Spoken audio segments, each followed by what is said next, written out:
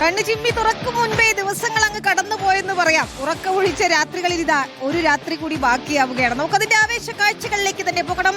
ഞങ്ങളുടെ സ്പോർട്സ് ഡെസ്കിൽ നിന്നും ടീമിനെ വിളിക്കാം. വിനേഷ് കുഞ്ഞിരാമൻ വരുന്നുണ്ട് മെസ്സിയുടെ ജേഴ്സിയിൽ. അനൂപ് ഷൺമുഖൻ അപ്പോൾ ഏതായാലും ആവേശം പോരാണ്. അപ്പൊ നമ്മുടെ രണ്ട് ടീമേറ്റ്സ് കൂടി വിളിക്കണം. ജയേഷ് പൂക്കട്ടൂർ മെസ്സിയെ ശരീരത്തിൽ ആവാഹിച്ചവൻ വരുന്നുണ്ട്. മനസ്സിൽ ഇപ്പൊ സ്പെയിനാണോ? ഓക്കെ, ഞങ്ങളിതാ അപ്പൊ നമുക്ക് ഏതായാലും കുട്ടികൾക്ക് കുറെ ദിവസമായി പരാതി ഉണ്ടായിരുന്നത് അവധി വേണമെന്നായിരുന്നു. അതിലൊരു തീരുമാനമാക്കിയിട്ടുണ്ട്. അപ്പൊ ഇനി സ്വസ്ഥമായി കളി കാണാം. പക്ഷെ എനിക്ക് തോന്നുന്നു നമ്മൾ കേരള ടൂറിസത്തിന്റെ ഒരു വീഡിയോ രാവിലെ കൊടുക്കായിരുന്നു. ഒരു ടീമിന് വേണ്ടിയല്ല കേരളം, എല്ലാ ടീമിന്റെയും നാടാണ് കേരളം. അങ്ങനെ എല്ലാവരെയും നെഞ്ചേറ്റ് നിന്നാണ്. അപ്പോൾ ഈ ഫുട്ബോളിന്റെ ആവേശം എത്രത്തോളം ചെറിയ കുട്ടികളെ കാരണം ഇത്രയും പെൺകുട്ടികൾ ഉൾപ്പെടെ 1000 കോള് വന്നു എന്നാണ് വിദ്യാഭ്യാസ മന്ത്രി പറഞ്ഞത്. അപ്പോൾ തീർച്ചയായും അതിന്റെ ഒരു ആവേശം എത്രത്തോളം ഉണ്ടാവും നമ്മൾ പ്രതീക്ഷിക്കുന്നു. ആ ബോള് പോയത് ഞാൻ കണ്ടില്ല. അല്ലാണ്ട് എനിക്ക് ട്രിപ്പിൾ അറിയാഞ്ഞിട്ടല്ല. അപ്പൊ ആവേശം തീർച്ചയായിട്ടും നമ്മളെ പണ്ട് കുറച്ച് പഴയ കാലം എനിക്ക് പറയാൻ കഴിയുമല്ലോ. പണ്ട് നമ്മൾ ഫുട്ബോൾ സംബന്ധിച്ചോ സ്പോർട്സ് സംബന്ധിച്ചോ നമുക്ക് ഒരു അവധി കിട്ടണമെങ്കിൽ കേരളം സന്തോഷ് ട്രോഫി ജയിക്കണം. സന്തോഷ് ട്രോഫി ജയിച്ചാൽ പിറ്റേ ദിവസം അവധിയായിരുന്നു. അപ്പോൾ ആ കാലത്തിലേക്കാണ്. ഇപ്പോൾ ലോകകപ്പ് ജയിച്ചാലും നമുക്ക് അവധി കിട്ടും, അല്ലെങ്കിൽ ലോകകപ്പ് നടന്ന ഫൈനൽ നടന്നാലും നമുക്ക് അവധി കിട്ടും എന്നുള്ളതാണ്. തീർച്ചയായിട്ടും ഇത് വലിയ കൈയ്യടി കൊടുക്കേണ്ട ഒരു തീരുമാനം തന്നെയാണ് ഒരർത്ഥത്തിൽ. വിമർശനങ്ങൾ സ്വാഭാവികമാണ്. എങ്കിൽ പോലും നമ്മൾ ഇന്ന് കുട്ടികളെ സംബന്ധിച്ച് നമുക്ക് അവരെ കളിക്കാൻ അനുവദിക്കുന്നില്ല എന്നുള്ളതാണല്ലോ പ്രധാന പരാതി. പക്ഷേ അവർ കളി കാണുന്നു, കുറച്ചുപേരെങ്കിലും ഫുട്ബോളിലേക്ക് വരും എന്നാണ് നമ്മൾ വലിയ കാര്യമാണ്. കാരണം എപ്പോഴും ചോദിക്കാറുണ്ട് നമ്മൾ ഇന്ത്യൻ ടീം എന്നതിനപ്പുറം ലോകരാജ്യങ്ങളൊക്കെ നമ്മുടെ രാജ്യമായി മാറുന്ന ഒരു സമയം കൂടിയാണ് ഫുട്ബോൾ വേൾഡ്. അതൊരു കൗതുകമുള്ളത് സ്പെയിന് ലോകകപ്പ് ഫൈനൽ കളിക്കുന്ന സ്പെയിനിൽ ഇതുവരെ അവധി പ്രഖ്യാപിച്ചില്ല ഔദ്യോഗികമായിട്ട്. കേരളത്തിൽ പ്രഖ്യാപിച്ചു. ജയിച്ചു കഴിഞ്ഞാൽ പ്രഖ്യാപിക്കാനായിരിക്കും. മൈസു, എന്താണ് ഒരു ലമീൻ യമാൽ മെസ്സി പ്രവചിക്കുക എന്ന് പറഞ്ഞാൽ കഴിഞ്ഞ 2 കളിയും നമ്മൾ കണ്ടതാണ്. പ്രവചിച്ച് പരാജയപ്പെട്ടതുകൊണ്ട്. പക്ഷേ എൻ്റെ ഒരു ആഗ്രഹം 70 മിനിറ്റിന് മുമ്പ് ഇവന്മാർക്കെതിരെ ഗോൾ അടിക്കരുത്. അർജന്റീനക്കെതിരെ 90 മിനിറ്റിനെ കൊണ്ടുപോയി ഗോൾ അടിക്കാൻ വരും. പിന്നീട് അൺപ്രഡിക്റ്റബിൾ ആണ്. ഇവർക്ക് തിരിച്ചടിക്കാൻ സമയം കൊടുത്താൽ എന്തും സംഭവിക്കാം എന്നുള്ളത് കഴിഞ്ഞ 2 മത്സരങ്ങളിലായി നമ്മൾ കണ്ടതാണ്. കാരണം അത്രമാത്രം ഞങ്ങളെ തോൽപ്പിക്കാനാവില്ല എന്നുള്ള മെന്റാലിറ്റിയുള്ള കുറച്ച പേർ അവരാണ് കളിക്കുന്നത്. അതുകൊണ്ട് തന്നെ അവരോട് ഒരു വിഭാഗം തലകൊണ്ടും ഒരു വിഭാഗം ഹൃദയം കൊണ്ടുമാണ്. ഹൃദയത്തിന് എന്തായാലും ഒരു മേധാവിത്വമുണ്ട്. കാരണം അവരെ തോൽപ്പിക്കുക എന്ന് പറയുന്നത് പ്രയാസമാണ്. പക്ഷേ അവിടെ ഒരു പക്ഷേ അതാണ് തീർച്ചയായും അതാണല്ലോ ഫുട്ബോളിന്റെ ഭംഗി എന്ന് പറയുന്നത്. ഇപ്പോൾ മെസ്സി ആരാധകർക്കായി എഴുതിയ കത്ത് നമ്മൾ വായിക്കുമ്പോൾ കിട്ടുന്ന ഒരു എനർജിയും അതാണ്. ഇതിനോടകം തന്നെ നമ്മൾ ജയിച്ചു കഴിഞ്ഞു എന്നതാണ്. അത്രത്തോളം ഹൃദയം കൊണ്ട് നെഞ്ചേറ്റി കഴിഞ്ഞു. ഇതിൽ അർജന്റീന എന്നതിനപ്പുറം ഫുട്ബോൾ എന്നതുകൂടിയാണ് അതിൽ ഏറ്റവും ഭംഗിയാകുന്നത്, അല്ലേ? ഉറപ്പായിട്ടും. കാരണം അങ്ങനെ തന്നെയാണ്. കാരണം ലയണൽ മെസ്സിയെ പോലുള്ളൊരു ഇതിഹാസം നമ്മൾ അവസാന ആട്ടം ഒരു പക്ഷേ ആ ആട്ടം കാണാൻ പോവുകയാണ്. വളരെ എക്സൈറ്റഡ് ആണ് ശരിക്ക്. ഈ ഒരു സമയത്ത് ഇവിടെ നിൽക്കുമ്പോൾ വളരെ ഒരു ത്രിൽ മൂഡിലാണ്. ഞാൻ ഇത്രയും നേരം ഇങ്ങനെ ചുറ്റും നോക്കുകയായിരുന്നു, ഒരു കൗതുകത്തിൽ നോക്കുകയായിരുന്നു. ഞാൻ ഇവിടെയാണ് നിൽക്കുന്നത് എന്നുള്ള സാധനം എനിക്ക് വലിയ ഒരു കൗതുകം ഉണ്ടാകുന്നുണ്ട്. കാരണം മെറ്റ്ലൈഫ് സ്റ്റേഡിയത്തിന്റെ മുകളിൽ ഇങ്ങനെ ഒരു റോബോട്ടിക് ക്രെയിനിന്റെ മുകളിൽ നിന്ന് ആ സ്റ്റേഡിയം മുഴുവൻ കാണാൻ പറ്റുന്നു. ഈ ഒരു ആംഗിളിൽ നിന്ന് പുറകോട്ട് നോക്കിയിട്ട് നമുക്ക് കളിക്കാരെ കാണാം, ഗാലറി കാണാം. ഈ ഒരു ഹൈറ്റിൽ നിന്ന് നമുക്ക് ചിലപ്പോൾ ഹെലികോപ്റ്ററിലൊക്കെ കയറി പോയാൽ മാത്രമേ ഇങ്ങനെ കാണാൻ പറ്റൂ. പക്ഷേ ഹെലികോപ്റ്റർ അതാണ് തട്ടുമോ എന്നുള്ള പേടി വരികയാണ് ഇടയ്ക്ക് നിൽക്കും. കാരണം നമ്മൾ ആകാശത്താണുള്ളത്. നമ്മൾ ആകാശത്ത് നിൽക്കുമ്പോൾ ആകാശത്തു കൂടി ഹെലികോപ്റ്റർ വരുന്നു, അതും വളരെ അടുത്തുകൂടി പോകുന്നു.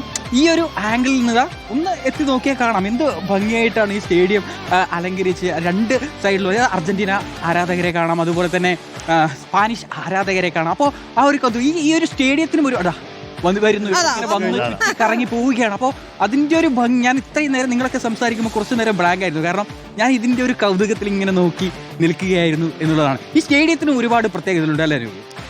സ്റ്റേഡിയത്തിൻ്റെ പ്രത്യേകത പറയുമ്പോഴേ ഞാൻ അതിൻ്റെ കണക്കുകളും കാര്യങ്ങളൊക്കെ പറയാമെങ്കിലും അതിനുപരിയായിട്ട് ആദ്യം ഞാൻ പറയാൻ ഉദ്ദേശിക്കുന്ന ഒരു കാര്യം, അർജന്റീന ആരാധകർ മെസ്സി ആരാധകർ ഏറ്റവും ഒരു പക്ഷേ ആശ്വാസത്തോടു കൂടി കാണാൻ പോകുന്ന ഒരു ഫൈനലായിരിക്കും ഇത്. കാരണം അവരെ സംബന്ധിച്ച് അവർ നേടാവുന്നത് നേടിക്കഴിഞ്ഞു. ഇതുവരെ അവരെ സംബന്ധിച്ച് ലോകകപ്പ് ഇല്ല, കിട്ടുമോ ഇല്ലയോ എന്നുള്ള സംഘർഷത്തിലായിരുന്നു അവരൊരു ഫൈനൽ കണ്ടെങ്കിൽ തവണ അവർക്ക് ഒരു പക്ഷേ അവർ ആശ്വസിക്കുന്നുണ്ടാകും. ഇത്ര സമ്മർദ്ദമില്ലാതെ ഞങ്ങൾക്ക് കാണാൻ പറ്റുമെന്നുള്ളതാണ്. പിന്നെ ഈ സ്റ്റേഡിയത്തിൻ്റെ കണക്കുകളിലേക്കൊക്കെ ഞാൻ വരാം. പക്ഷേ അതിന് മുമ്പായിട്ട് നിങ്ങൾ ഓർക്കുന്നുണ്ടെന്നറിയില്ല, 2016 ജൂൺ 28 എന്നൊരു ദിവസമുണ്ട്. അത് ഇതേ മെറ്റ്ലൈഫ് സ്റ്റേഡിയത്തിൽ നമ്മൾ കണ്ണീരണിഞ്ഞ് നിൽക്കുന്ന ലയണൽ മെസ്സിയെ നമ്മൾ കണ്ടു. അദ്ദേഹം അന്ന് പ്രഖ്യാപിച്ചത് കേട്ട് ലോകം ഞെട്ടി എന്നുള്ളതാണ്. കാരണം ഞാൻ കളി മതിയാക്കാൻ പോകുന്നു എന്ന് അദ്ദേഹം പ്രഖ്യാപിച്ച ആ സ്റ്റേഡിയമാണ് ഈ മെറ്റ്ലൈഫ് സ്റ്റേഡിയം എന്ന് പറയുന്നത്. പക്ഷേ ദശാബ്ദം കഴിഞ്ഞിരിക്കും. പിന്നീട് അദ്ദേഹം തിരിച്ചു വന്നു, എന്ത് കാട്ടി എന്നുള്ളതാണ് നമ്മൾ കണ്ടത് കഴിഞ്ഞ തവണ. ഇത്തവണ അതേ മെറ്റ്ലൈഫ് സ്റ്റേഡിയത്തിലാണ് അദ്ദേഹം ലോകകപ്പിന്റെ ഫൈനൽ കളിക്കാൻ പോകുന്നത്. അതായത് 2016 ജൂൺ മാസത്തിൽ കോപ്പ അമേരിക്ക വീണ്ടും തോറ്റ്, ഫൈനലിസ്മയിൽ തോറ്റ്, ചിലിയോട് തോറ്റ്, ഷൂട്ടൗട്ടിൽ പെനാൽറ്റി പാഴാക്കി അദ്ദേഹം കരഞ്ഞ് നിലവിളിച്ച് പോയി, ഞാൻ വിരമിക്കുന്നു, എനിക്ക് ഇനിയൊന്നും പറ്റുന്നില്ല എന്ന് പറഞ്ഞു. പൂർത്തിയായിട്ടില്ല എന്ന് പറഞ്ഞ അതേ സ്റ്റേഡിയത്തിൽ അദ്ദേഹം ഫൈനൽ കളിക്കുകയാണ്. അത് എങ്ങനെ വിശേഷിപ്പിക്കണം എനിക്ക് വാക്കുകളെ. സന്തോഷ കണ്ണീർ കൊണ്ട് അദ്ദേഹം അവിടെ നിൽക്കുമായിരിക്കും അങ്ങനെ വിചാരിക്കാം. ഏതായാലും സ്പെയിനെ സംബന്ധിച്ചിടത്തോളം അവരുടെ ഒരു പ്രതിരോധം അത് നൽകുന്ന ഒരു ആത്മവിശ്വാസമാണ് അവർക്കുള്ളത്. അപ്പം അനുവേട്ടൻ പറഞ്ഞതുപോലെ അർജന്റീനയ്ക്ക് ഒരു തുടർഭരണം ആണല്ലോ അവർ പ്രതീക്ഷിക്കുന്നത്.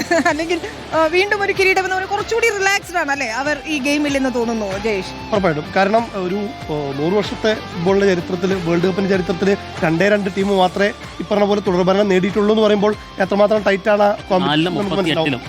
ഇറ്റലിയും 58-ലും 62-ലും ബ്രസീലും മാത്രമേ ഉള്ളൂ. ഏകദേശം ഒരു 10-70 വർഷമായി തുടങ്ങുന്നു. അതിനുശേഷം 2 ടീമുകൾ വന്നു, ഫ്രാൻസും വന്നു, ബ്രസീലും വന്നിട്ടുണ്ട് 97-ലും 98-ലും കഴിഞ്ഞ തവണ 2014. ഒരു കൗതുകമുള്ള കാഴ്ച നോക്കുക, നമ്മുടെ മൈതാനത്ത് 2 പതാകകൾ, അതായത് എങ്ങനെയാണോ ഒരു ലോകകപ്പ് മത്സരം തുടങ്ങുന്നതിന് മുൻപ് കുട്ടികളൊക്കെ കൂടി ചേർന്ന്, അതുപോലെ തന്നെ സ്റ്റാഫുകളൊക്കെ കൂടി ചേർന്നുകൊണ്ട് 2 ടീമുകളുടെ പതാകകൾ വന്ന് നിറയ്ക്കുന്നത്, ആ ഒരു കൗതുക കാഴ്ചയായിരുന്നു ഈ ഒരു നിമിഷം നമ്മുടെ മൈതാനത്ത് നോക്കിയാൽ കാണാൻ കഴിയും. കാണുന്നത് ആ 2 ടീമിന്റെയും പതാകകൾ കൃത്യമായിട്ട് കാണാം.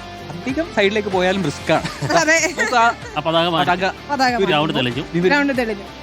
മത്സരത്തിനുള്ള സമയമാണ്. അതെ, മത്സരത്തിന് സമയമാണ്.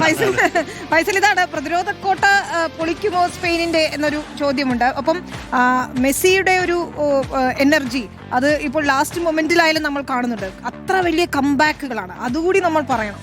അല്ല, മെസ്സി അവിടെയുണ്ട്, അതിപ്പോൾ 2 പേര് നിരന്തരം പറഞ്ഞുകൊണ്ടിരിക്കുന്നുണ്ട്. ഞാൻ സ്പെയിനിൻ്റെ ഒരു പ്രത്യേകത, നമ്മൾ ആദ്യ മത്സരം സ്പെയിൻ കളിച്ചപ്പോൾ ഇവരെന്താണ് ഗോളിലേക്ക് പോകാതെ നിരന്തരം മിഡ്ഫീൽഡിലിട്ട് പന്ത് തട്ടിക്കൊണ്ടിരിക്കുന്നു എന്നുള്ളതാണ്.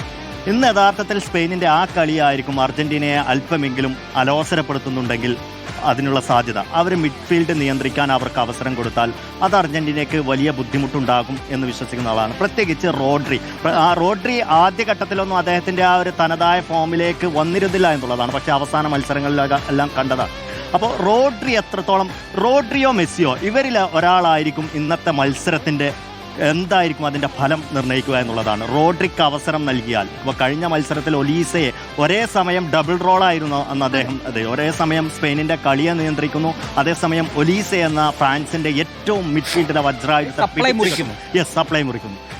ഇന്ന് അതേപോലെ അർജന്റീനയുടെ സപ്ലൈ മുറിക്കുന്ന തരത്തിലേക്ക് ഡിഫൻസീവ് മിഡ്ഫീൽഡിൽ റോഡ്രി കത്തിക്കയറിയാൽ അത് അർജന്റീനയ്ക്ക് തലവേദന സൃഷ്ടിക്കുമെന്നാണ് എനിക്ക്. പക്ഷെ അപ്പോഴും ഒരു പ്രശ്നമുണ്ട്. കാരണം റോഡ്രി കളിക്കുന്ന പൊസിഷൻ ഇനിയിപ്പോൾ ലയണൽ മെസ്സി ഈ വലതുവശത്തേക്ക് കുറച്ചുകൂടി നീങ്ങി കളിക്കുകയാണ് എന്നുണ്ടെങ്കിൽ 2 പേരുടെ പൊസിഷൻ മാറുന്നു. അപ്പോൾ മെസ്സി വിചാരിച്ചു കഴിഞ്ഞാൽ പന്ത് ആ രീതിയിൽ എത്തിക്കാൻ കഴിയും. ഇപ്പോൾ എങ്ങനെ ഒരു തടയിട്ട് കഴിഞ്ഞാലും, കാരണം ലൗതാരോ മാർട്ടിനസിന്റെ കഴിഞ്ഞ കളിയിൽ ആ ഗോള്, ആ പന്ത് എങ്ങനെയാണ് വന്നത്, ആ കൂട്ടത്തിൽ ആ ബോക്സിലുണ്ടായിരുന്ന താരങ്ങളിൽ ഏറ്റവും ഉയരം കുറഞ്ഞത് മാർട്ടിനസ് ആയിരുന്നു.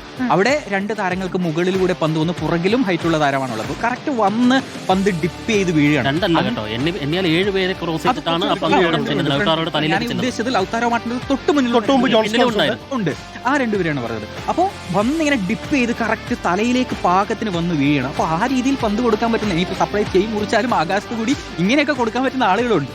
അല്ല, മെസ്സിക്ക് അതിൽ ഏറ്റവും വലിയ, അതായത് ഇനിയിപ്പോൾ റോഡ്രിയെ മറികടന്ന് പോയാൽ തന്നെ കുക്കുറയുണ്ട് അവിടെ പിടിക്കാൻ. കുക്കുറ ഈ ലോകകപ്പിലെ ഏറ്റവും കൂടുതൽ വർക്ക് റേറ്റ് ഉള്ള പ്ലെയർ ആണ്. നോർമലി വിങ് ബാക്ക് നമുക്കറിയാം സ്ട്രൈറ്റ് ഓടി ഫ്രണ്ടിലുള്ള വിങ്ങർക്ക് കൊടുക്കുന്ന വിങ് ബാക്സിനാണ് നമ്മൾ കാണുന്നത്. കുക്കുറയെ നേരെ ഇങ്ങനെയാണ് ഓടുന്നത്. നമുക്ക് അല്ല, സ്പാനിഷ് ഗോൾ പോസ്റ്റിൽ ഇതുവരെ എത്ര ഗോൾ വീണു എന്നുള്ളത് കൂടെ നമ്മൾ ശ്രദ്ധിക്കേണ്ടതാണ്. അത് ഉനായ് സിമോന്റെ മാത്രം മികവല്ല, കുക്കുറയെ ലപ്പോട്ടെ അത് ശരിക്കും ഒരു കോംബോയാണ്. 2 വിങ്ങിലാണ് എന്നുണ്ടെങ്കിൽ നമ്മൾ അതുകൂടെ മനസ്സിലാക്കണം. അവരുടെ ഒരു മികവ് കൂടെ നമ്മൾ ടെന്നീസ് ഡബിൾസ് കളിക്കുന്ന പോലെയാണെന്ന് വേണമെങ്കിൽ പറയാം അല്ലേ?